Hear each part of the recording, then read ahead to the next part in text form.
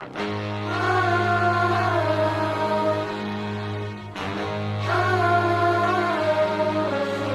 the unknown, into the unknown, into the unknown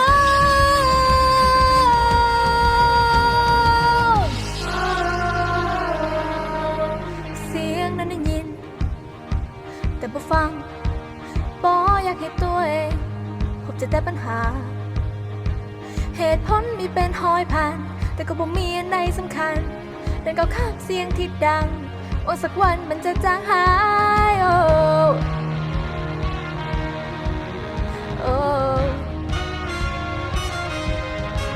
เจ้าว่ามีจริงเป็นเพียงแต่สิ่งที่คิดขึ้นมาเสียงที่ว่าได้ยินก็บ่แม่น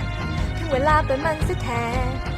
ตอนนี้คนที่หาค่อยจริงยังหาค่อยอยู่อีกทางจะก้าวข้ามอุปสรรคทุกอย่างเพื่อเดินไปหาพวกเขาวันทั้งนี้เพื่อสร้างมันขึ้นเองบ่ต้องการสิ่งใหม่ใดๆเพราะมันอาจเสียงหัดค่อยนั้นเรียกเดินตามเธอไป Into the unknown Into the unknown Into the unknown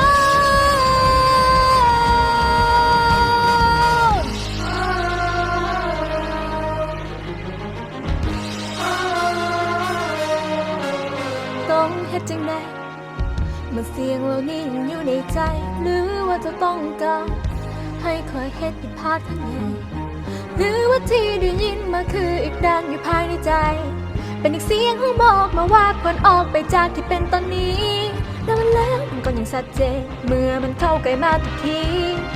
คล้ายกับดังว่าหัวใจที่ต้องข้าว่าไป